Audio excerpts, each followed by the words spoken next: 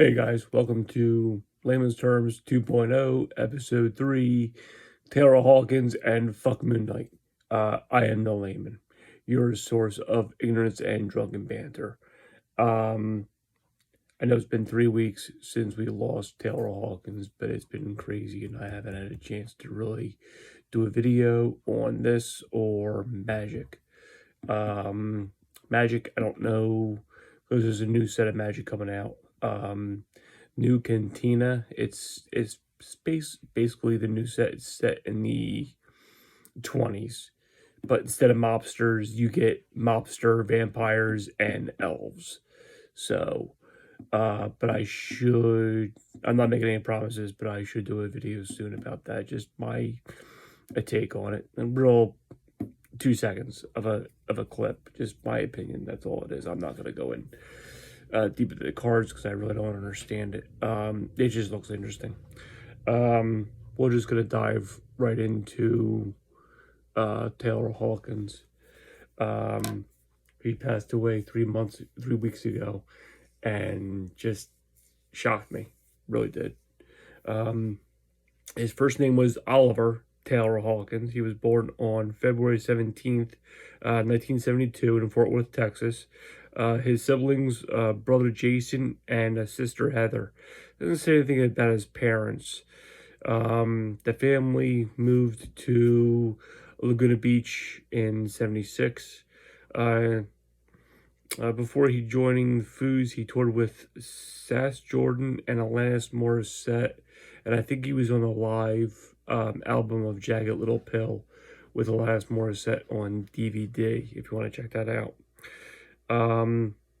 Started getting drums at an early age. His first two inspirations were Roger Taylor and Stu Copeland. Other influences, of course, were Phil Collins, Stuart Copeland. Like I said, he was from the Police and they were friends. Alex Van Halen, of course.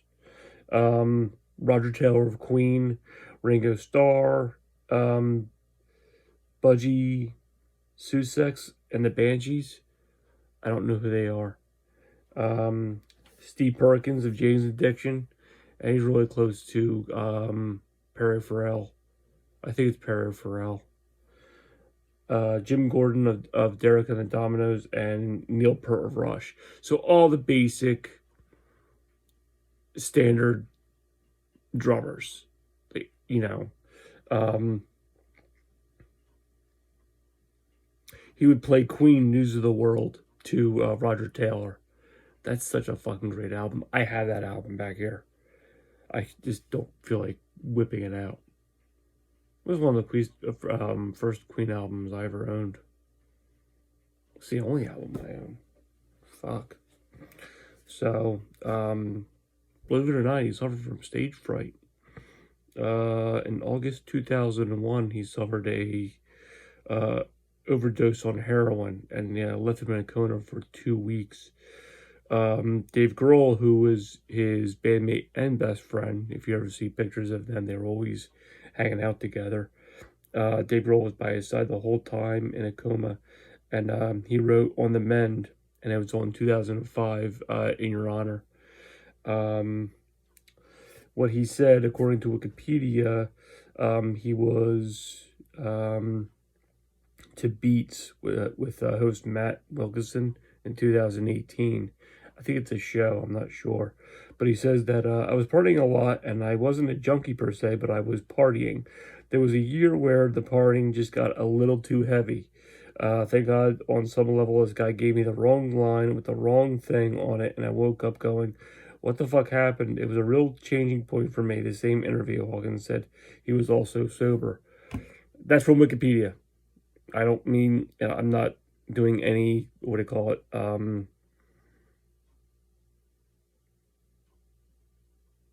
just giving credit where credit's due. So if you want to get me for plagiarism, then fine, this isn't your show. But it's tired and we're hosting Easter, so you get what you get and you don't get upset. Yeah, but he went to the doctors and it just found out he had a enlarged heart. But the doctor said it was good. It was a runner's heart. Because you got to figure, I mean, he's a drummer, so he's doing this. And that's a freaking workout, dude. Plus, he's going on stage. Plus, he's like singing songs. He's running around the stage. He's acting crazy. He's acting Taylor Hawkins style. It puts a real toll on you. And doing that every night, you know. Prince used to hump his piano with high heels on. And we know what happened to him. You know, he got barely enough sleep. So don't wear high heels. Don't. But Prince could pull it off because it's fucking Prince. Also, this episode might be entitled Horny Grandmothers. As for the Golden Girls shirt, I just wore it by accident. So, because people on Twitter, not Twitter, I hate Twitter. I don't even follow it. On Facebook were I was making a post, and the post was for this episode. Instead of everyone and their horny grandmother watching Moon Knight, I'm doing Taylor Hawkins. Because 37 other shows are doing Moon Knight, I'm doing Taylor Hawkins. I'm kind of like Michael Ironside from V. Remember that show? It was a fucking awesome show. It was this the principle was these aliens came to Earth and they gave control of the government. It's these band of rebels, okay, that see through the shit and they want to stop them. Robert Englund's in it, Freddy Krueger, and he's an alien, but he's a good alien. So he's giving all the rebels all the information, like this is what we do, this is what we hate, yada yada yada. Boom, he's like the inside man. And Michael Ironside, I forget what character he played, but he wasn't exactly with rebellion, but he was on the general idea. So here's rebellion over here. Here's Michael Ironside being a badass and doing this. I'm Michael Ironside. We'll say that. Back to Taylor Hawkins. On March 25th, EMTs were called to the Casa Mendia Hotel Brigada in Southern America. He complained of chest pains right before a show. EMTs came into his room and tried to resuscitate him, but they couldn't pull through, and he passed away. I believe there was an autopsy revealed that he had 10 substances in his system at a time, including opioids. I'm going to botch this one, so please bear with me. Benzodiazepines, and I looked that up. It's tranquilizers like Librium and Valium, not lithium, because lithium is a medicine that actually kind of helps you. Trilec, I don't know what Trilec is. Antidepressants and THC. Yeah, I think Trilec is a painkiller. I'm not sure. The Foo Fighters announced his death on Twitter. His musical spirit and influence, laughter, and infectious laughter will live on with us forever. Prior to this, they were supposed to play a concert in South America, but it just ended up being a visual. Very sad. When I found out the news of this, I was doing research for another show. I was watching Attack of the Killer Tomatoes. Yeah, and I just took a break to look at my phone, and I saw that Taylor Hawkins passed away. And I'm looking at it like, no way. Like, no, April Fool's. It's an April Fool's joke. I know it. No. It was a real deal. It happened. So it's just like losing Kurt Cobain all over again. Or Prince, or, whoever, yeah, that's it. What else do I have? I put something on, I just copied something on, what do you call it, on my Instagram, and I think you guys saw it, actually.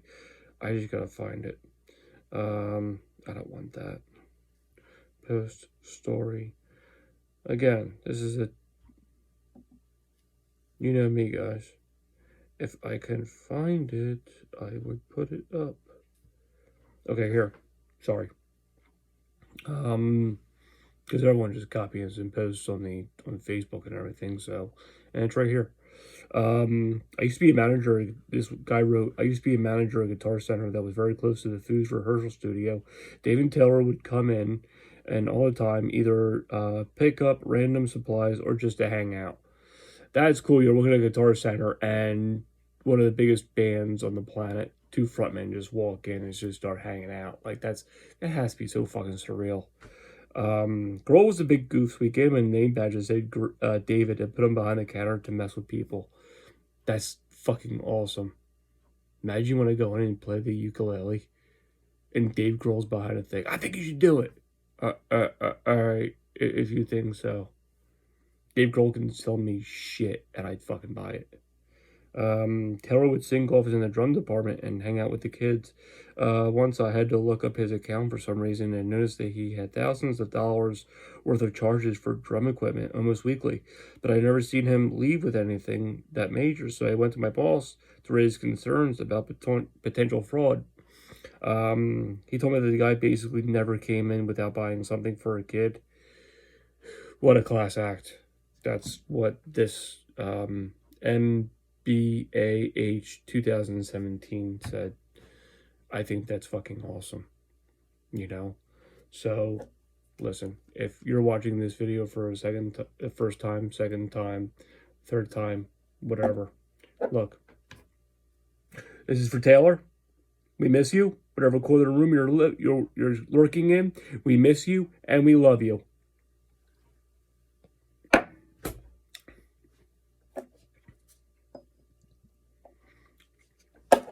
And this is for Gilbert Gottfried. Gilbert Gottfried passed away, too, of cancer. Never told anyone. Never told a goddamn soul. I'm sure people in his inner circle knew, but that was it. Family, whatever. Never told a goddamn soul. Just kept on touring, kept on doing his podcast, which I highly recommend. Gilbert Gottfried's Amazing Colossal Podcast. And fuck the media for saying, oh, he was known for his shrill voice. Yes, and George Carlin was known for his fucking beard. Do yourself a favor and go down the rabbit hole of YouTube and check out Gilbert Gottfried, whatever he was on. I grew up watching the USA Up All Night. Rhonda Shear was on Friday night. Gilbert Gottfried was on Saturday. And Rhonda put out something for Gilbert. It's just like, I don't know, just every clip of Gilbert was in. And I fucking loved it. Saturday nights were awesome. Because you had these horrible movies on USA Network before corporate took it over. So they'd play whatever. Whatever be, I don't know. But they would make fun of the movies.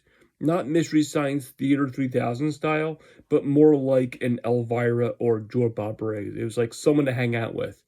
Like, hey, okay, you're watching this bad movie, but Gilbert Gottfried's here with you. So, thank you, Gilbert, for everything.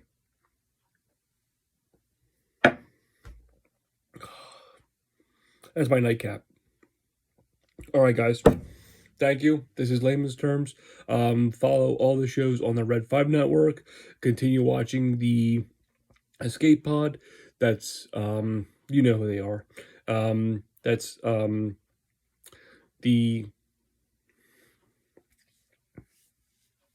was on the show.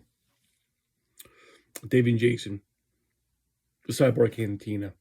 Used and abused, Swede Studios, Tactical Swede, Swede Reacts, Swede went in a cup. A lot of good shows out there, guys. So, and thank you for ruining this show. Happy Easter, and go talk to a horny grandmother.